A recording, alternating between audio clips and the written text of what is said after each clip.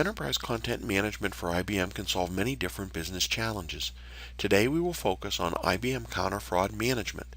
This solution brings together case management, forensic analysis, and content analytics, coupled with a targeted package of assets and capabilities designed to enable a holistic approach in detecting fraud, performing initial discovery, and in completing the investigation.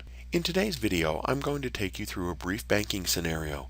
Imagine that a fraud analytics alert is generated that flags some unusual transaction activity. The alert is referred to the Financial Investigations Unit and a case is opened. I'm going to take you through the investigation of that case, beginning with initial triage, proceeding through the investigation and an enhanced analysis phase, and then concluding with the final case package and recommendation. We begin with John, the lead investigator, reviewing key metrics prior to beginning triage activities for the new case of suspected fraud.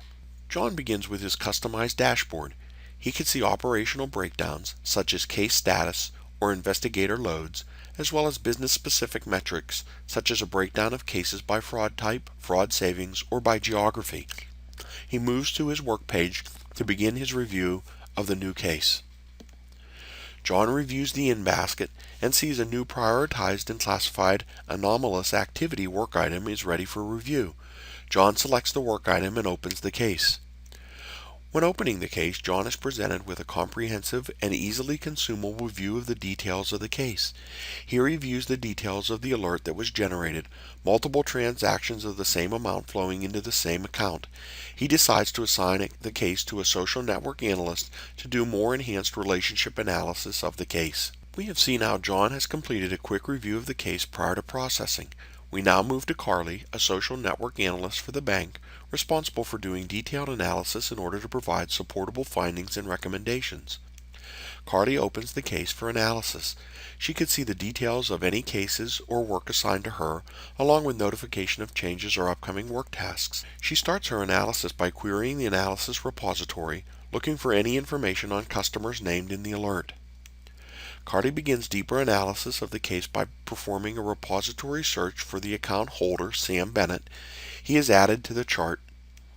A series of expansions of key activities associated with Sam's account is performed. The chart displays the owner of the account, an employee overseeing transactions, other accounts and activities tied to it. Analysis pulls together information from multiple repositories, making it easier for the analyst to get a complete picture of the case. Here Carly can see the money flowing out of the account, the IP address from which the transaction was initiated, and the account officer that was involved. Expanding further, Carly is able to build a chart that provides a visualization of all the transactions into the account.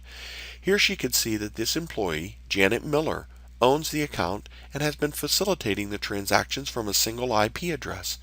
Janet Miller looks to be the primary account officer involved with this account.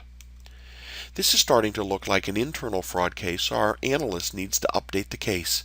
Carly sees the reorganized chart with Janet Miller identified as the key account holder of the suspicious transactions. Janet Miller is shown at the top. The account to which all the money flows is in the middle, and the single IP address facilitating all the transactions is shown at the bottom. The investigator immediately escalates the case due to the possibility of potential internal employee fraud and adds the supporting graphic to the case. Carly has checked the supporting chart into the case and annotates it to highlight her analysis for the rest of the investigations team. She updates the type of fraud to identify internal involvement and raises the priority of the case to high. These changes will trigger new work items and notifications for additional key players, such as human resources and senior management. We have seen how Carly has completed detailed analysis of the case.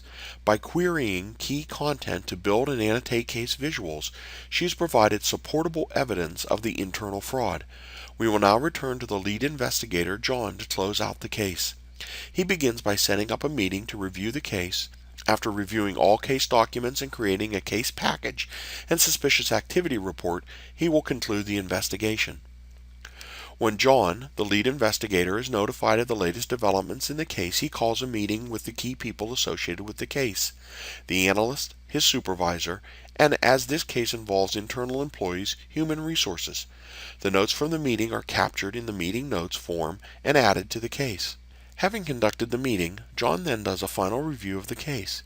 He reviews the status of the checklist items, the activity log, and outstanding and completed tasks.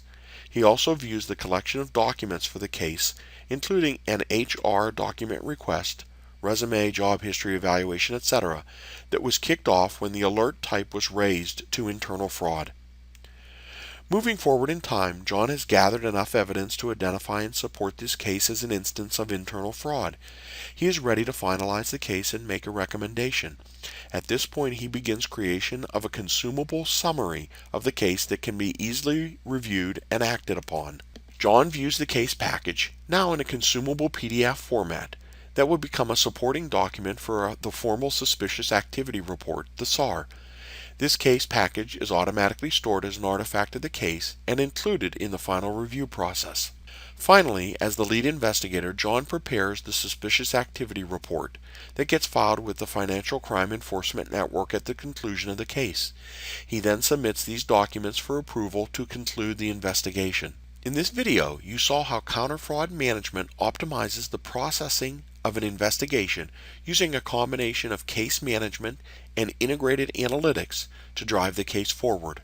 For more information, please contact IBM. Thank you.